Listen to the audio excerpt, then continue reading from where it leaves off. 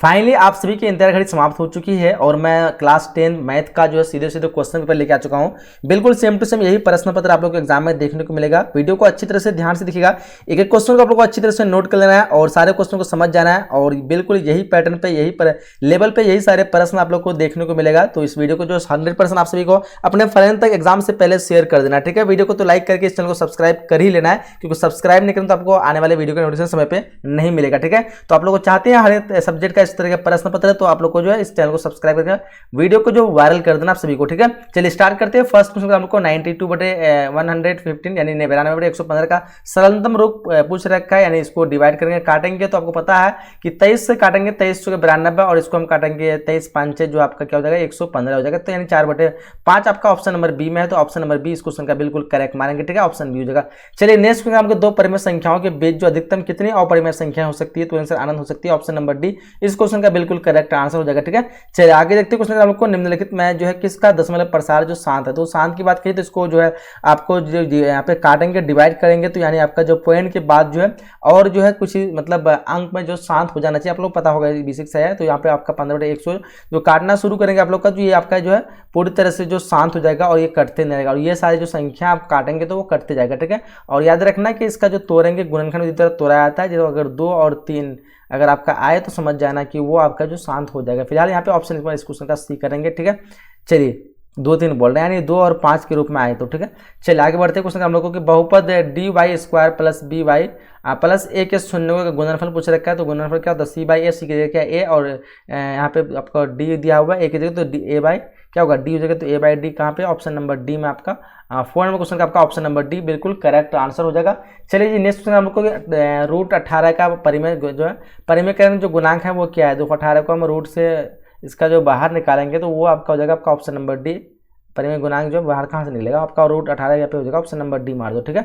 चलिए आगे बढ़ते हैं क्वेश्चन हम लोग को क्या करें सबसे छोटी अभाज्य संख्या क्या है। तो सबसे छोटी अभाज्य संख्या की बात करें तो आपका हो जाएगा 2, ऑप्शन नंबर बी इस क्वेश्चन का बिल्कुल करेक्ट मानेंगे। नेक्स्ट है कि यदि a = bq + r जहाँ a और b धन पूर्णांक हो तो जो है यहाँ पे क्या देखो 7 नंबर क्वेश्चन जो आंसर होगा वो हो जाएगा आपका r b, option number C इस क्वेश्चन का सही मानेंगे। नेक्स्ट हमको निम्नलिखित में कौन परिमेय संख्या, तो परिमेय संख्या पूछ रखा है तो देखो यहाँ पे √5 खल्लास हो जाएगा यहाँ पे, यानी आपका ऑप्शन डी यहाँ पे जो परिमेय संख्या होगा ऑप्शन नंबर डी, ठीक है। चलिए जी आगे देखते हैं क्वेश्चन कर हम लोग को कि द्विघात बहुपद x² + 12x + 35 के शून्यक जो है यहाँ पे क्या हो सकती है। देखो यहाँ पे 9 नंबर क्वेश्चन काफी लाजवाब है, दोनों ऋणात्मक होंगे, क्या होंगे दोनों ऋणात्मक होंगे, क्योंकि यहाँ पे आपका दोनों जगह प्लस है तो इसका शून्य क्या होगा दोनों क्या होगा आपका माइनस में निकलेगा। ऑप्शन नंबर बी इस क्वेश्चन का बिल्कुल करेक्ट आंसर होगा। अगर आप लोग चाहते हैं तो इसको जो है निकाल सकते हैं। फिलहाल आगे बढ़ते हैं हम लोग को निम्नलिखित में कौन जो अपरिमेय संख्या, तो अपरिमेय संख्या की बात करेंगे तो क्या हो जाएगा आपका √27 जो कि आपका क्या है ये अपरिमेय संख्या है ना, √27 बाकी 121 का निकल जाएगा, 11 196 का निकल जाएगा, 289 का रूट से बाहर निकल जाएगा, लेकिन √27 को हम बाहर नहीं निकाल पाएंगे तो बोलेंगे ऑप्शन नंबर सी इस क्वेश्चन का करेक्ट मारेंगे। चलिए हम लोग को बहुपद 5y² - 25 के जो शून्य काफी इजी क्वेश्चन है, बहुत बार एग्जाम में पूछता है। 5y² - 25 इसका शून्य बराबर में 0 लिखेंगे, क्या 5y² बराबर में क्या 0 है तो बराबर 0 की उधर -25 उधर का प्लस में 25 हो जाएगा, ठीक है। आप बोलेंगे सर 5 5 है 25 हो जाएगा, ठीक है। y पे स्क्वायर है तो इधर आपको y पे क्या हो जाएगा y पे ऊपर y पे स्क्वायर, इधर y पे स्क्वायर हटाएंगे तो क्या होगा √5 हो जाएगा, क्योंकि 5 सिंगल में है, ठीक है। स्क्वायर हटा तो इधर बराबर के इधर क्या होगा 5 पे रूट चल जाएगा। अच्छा ये पे रूट के प्लस में आपको क्या होता है प्लस माइनस लिखा तो एक प्लस में एक माइनस में कौन सा है ऑप्शन नंबर बी में है, ऑप्शन नंबर बी इस क्वेश्चन का सही मार देंगे, ठीक है। चलिए कर हमको एक द्विघात बहुपद के शून्यकों का योग तथा गुणनफल क्रमशः 3 तथा -40, तो द्विघात बहुपद जो वो क्या होगा। देखो यहाँ पे क्वेश्चन नंबर 12 काफी इजी क्वेश्चन होगा। जो द्विघात बहुपद पूछ रखा है शून्यकों का आपका योग पूछ रखा है 3 और जो गुणनफल है वो -40 है। देखो शून्यों का योग क्या होता है जी, योग होता है आपका b/a, यानी a b आपका क्या है 3 है, तो देखो 3 किस में है प्लस में है तो इसका जो ये होगा आपका माइनस में होगा, तो -3 किस में है, अच्छा इसमें है, चलो सब में है तो इन दोनों में कन्फ्यूज, ये दोनों तो खत्म हो गया है ना, प्लस वाला काम खत्म हो गया यहाँ पे ना, क्योंकि यहाँ पे गुणन आपका योगफल 3 दिया हुआ, ठीक है। 3 दिया हुआ तो माइनस बी होता है, -b/a, तो माइनस आ गया तो -3 मतलब माइनस में होगा, तो ऑप्शन आपका a b में ही हो सकता है। अच्छा यहाँ पे 40 दिया हुआ माइनस में, अच्छा c/a होता है ना शून्यों का गुणनफल दिया हुआ है, क्योंकि योगफल माइनस भी होता है लेकिन गुणनफल आपका c/a होता है, और c की जगह क्या है -40, तो -40 किसमें इसमें, यानी ऑप्शन नंबर ए मारेंगे, ठीक है, क्योंकि इसका काम तो खत्म हो गया क्योंकि प्लस में है, ठीक है। चलिए जी आगे देखते हैं क्वेश्चन हम लोग को कि यदि समीकरण x + 2y = 4 तथा 2x + 4y = 8 है तो जो वो क्या होगा, देखो 13 नंबर क्वेश्चन का जो आंसर आपका ऑप्शन नंबर यहाँ पे डी वो अनगिनत हल होगा। क्या होगा उसका अनगिनत हल, क्योंकि ये दोनों बराबर है। अगर इसका 2 कॉमन लेंगे तो क्या हो जाएगा x + 2y, और 2 से काटेंगे तो 2 चौक 8, यानी सेम हो जाएगा x + 2y बराबर x + 2y, दोनों बराबर जब हो तो उसको हम अनगिनत हल कहलाएंगे। ऑप्शन नंबर डी होगा। ठीक है, चलिए जाके देखते हैं क्वेश्चन का हम लोग को। यदि बहुपद x² + ax - b के शून्यक एक दूसरे के व्यतिक्रम में हो तो b का मान जो होता है वो क्या होगा। देखो यहाँ पे 14 नंबर क्वेश्चन का जो आंसर होगा ऑप्शन नंबर यहाँ पे बी होगा, -1 हो जाएगा। क्या होगा ऑप्शन नंबर बी हो जाएगा। ठीक है, ध्यान से समझ गए। यदि बहुपद x² + ax - b के शून्यक एक दूसरे के उल्टा होगा तो जो क्या हो जाएगा b का मान, तो b का मान हो जाएगा आपका -1। ऑप्शन नंबर बी इस क्वेश्चन का सही करेंगे। ठीक है, चलिए आगे बढ़ते हैं हम लोग। नेक्स्ट क्वेश्चन का हम लोग को कि अर्धवृत्त का कोण जो होता है वो क्या होता है। तो 15 नंबर क्वेश्चन का जो आंसर आपका ऑप्शन नंबर यहाँ पे आपका सी होगा, सी होगा। ठीक है, 90 डिग्री क्या होता है, 90 डिग्री होता है अर्धवृत्त। ठीक है, अर्धवृत्त पूछ रखा है, अर्धवृत्त का कोण पूछ रखा है ना, तो अर्धवृत्त का कोण कितना होता है, वो होता है आपका 90 डिग्री, क्योंकि आपको पता है कि ये जो है आपका वृत्त है। ठीक है, अच्छा वृत्त कहाँ हो गया, ये वृत्त नहीं हुआ वृत्त, चलो जाने दो। ये अर्धवृत्त के लिए हम इसको ऊपर अर्धवृत्त बना लेते हैं। ये लो अर्धवृत्त, क्या अर्धवृत्त का यहाँ पे क्या पूछ रखा है, कोण पूछ रखा है। तो कोण कहाँ से होगा आपका, ये वाला कोण होगा। ठीक है, ये वाला कोण और ये वाला कोण हमसे क्या होगा, वो 90 डिग्री होगा। ठीक है, चलिए देखिए अर्धवृत्त का कोण क्या होता है 90 डिग्री। ऑप्शन नंबर सी यहाँ पे करेक्ट मारेंगे। ठीक है जी, चलिए आगे बढ़ते हैं। क्वेश्चन कर हम लोग को कि द्विघात समीकरण जो है ax² + bx + c बराबर 0 है, जहाँ a क्या कहते हैं डज नॉट इक्वल टू 0 के वास्तविक मूल्य जो नहीं है। यदि क्या होगा, तो 16 नंबर क्वेश्चन का जो आंसर आपका ऑप्शन नंबर यहाँ पे डी होगा, b² - 4ac जो है ग्रेटर देन 0। क्या पूछ रखा है, द्विघात समीकरण ax² + bx + c जहाँ a does not equal to 0 के वास्तविक मूल्य नहीं है, वास्तविक मूल्य नहीं है। यदि आपका जो है 0 जो है बड़ा हो जाएगा, यानी 0 से कम अगर हो जाएगा b² - 4ac तो वो वास्तविक मूल्य नहीं होगा। ठीक है, ध्यान रखिएगा। चलिए क्वेश्चन हम लोग को, यदि अल्फा तथा बीटा समीकरण 2x² - x - 6 बराबर 0 के मूल हो तो 1/α + 1/β का मान ज्ञात करना है। देखो इसके लिए आप जो सीधा मल्टीप्लाई कर देंगे आप लोग।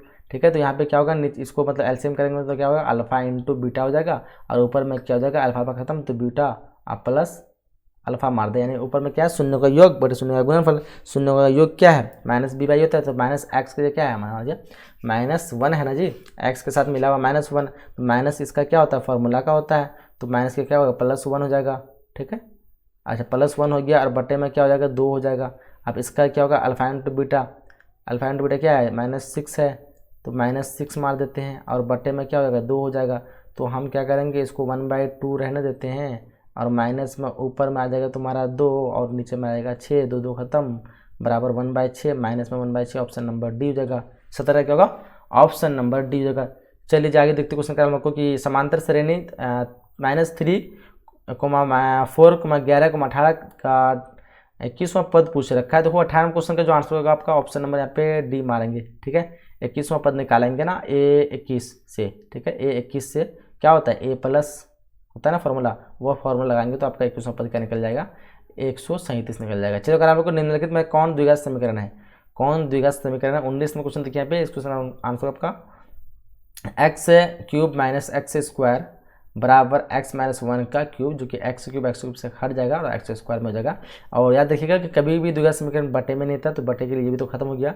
कभी भी x जो आपका जो रूट के अंदर नहीं आएगा तो ये भी खत्म हो गया। कभी भी x जो है स्क्वायर जो है वो नीचे में कभी नहीं है, किसी के बटे के नीचे में। ठीक है, यानी जो आपका अलजेब्रा का जो वर्ड है, जितना भी लेटर है, वो कभी आपका बटे में नहीं आएगा, कभी रूट के अंदर नहीं आएगा। ठीक है, और वो जो है कभी आपका जो है एक चीज़ और होता है कि वो उसके ऊपर पावर कभी 1/2, 1/3 के रूप में नहीं आएगा। ठीक है, चलिए आगे बढ़ते कर हम लोग को समांतर श्रेणी जो है समांतर श्रेणी 80,76 इतना का कौन सा पद 0 होगा। तो यहाँ पे 20 क्वेश्चन दिए, इस क्वेश्चन का आप 21वां पद ऑप्शन नंबर बी यहाँ पे बिल्कुल करेक्ट आंसर को। ठीक है, a0 बराबर निकालेंगे, इसका हम निकालेंगे a बराबर 80 जगह, n मतलब क्या कहते हैं आपका d निकाल देंगे। ठीक है, और d से निकाल के हम a0 से फॉर्मूला लगाएंगे तो हमारा जो है वो निकल जाएगा 21वां पद, n बराबर हमारा 21 निकल जाएगा। चलिए क्या हम लोग को यदि समांतर श्रेणी का सामान्य पद 6 - 4n है तो इसका सर्वांतर क्या होगा।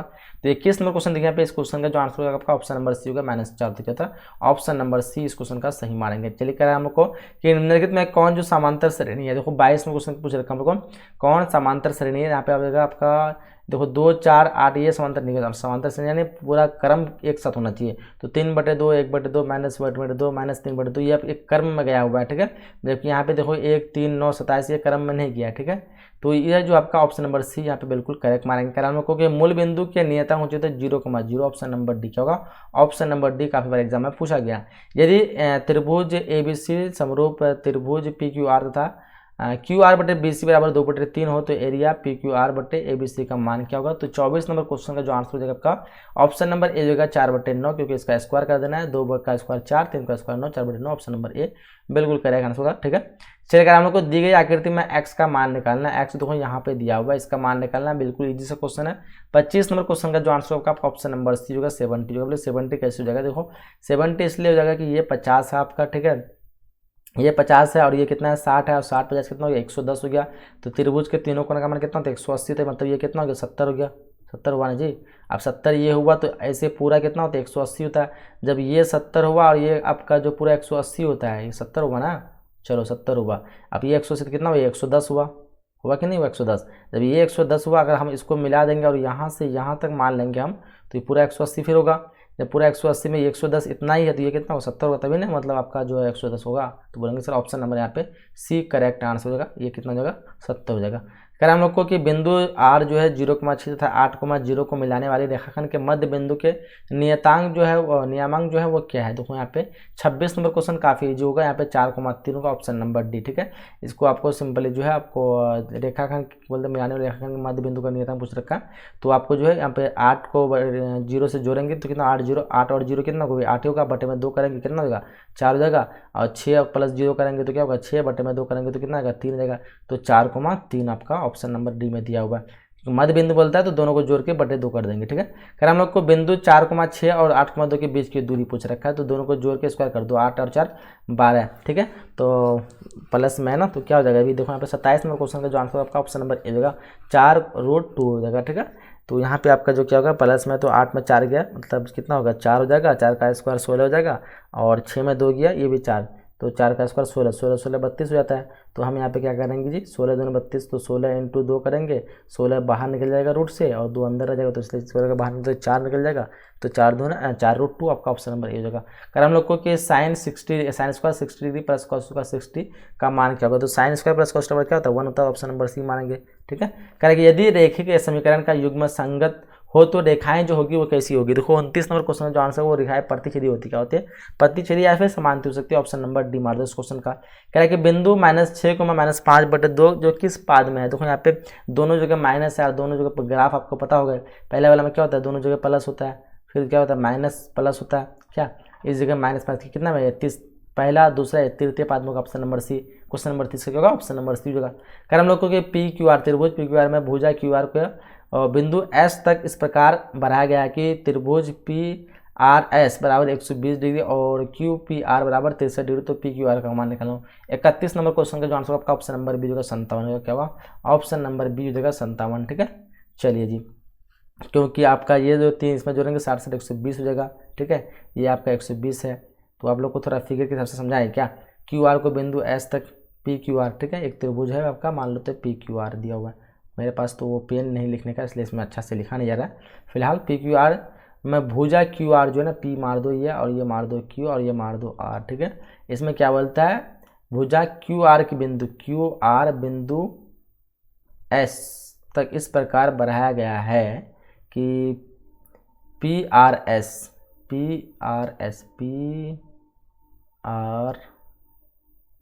कैसे हुआ जी PRS कहाँ बढ़ाएंगे आप लोग, अच्छा यहाँ पे बढ़ा दे, अच्छा यहाँ पे बढ़ा दे, ये मारो ये PRS, ठीक है। PRS बराबर 120 डिग्री, ये 120 डिग्री है, ठीक है। और QPR ठीक है, QPR ये जो आपका दिया हुआ कितना दिया हुआ 63 डिग्री दिया हुआ, ठीक है। ये कितना दिया हुआ जी 63 डिग्री दिया हुआ है। तो बोल रहा है PQR यानी ये वाला मान निकालना है जी, ठीक है। अब देखो यहाँ पे कैसे ये 63, देखो 63 ये दिया हुआ है, तो जाहिर सी बात है ये आपका 120 दिया हुआ, तो ये कितना होगा जी, जब ये 120 दिया हुआ तो त्रिभुज के तीनों कोणों का मान कितना होगा 180 होता है ना।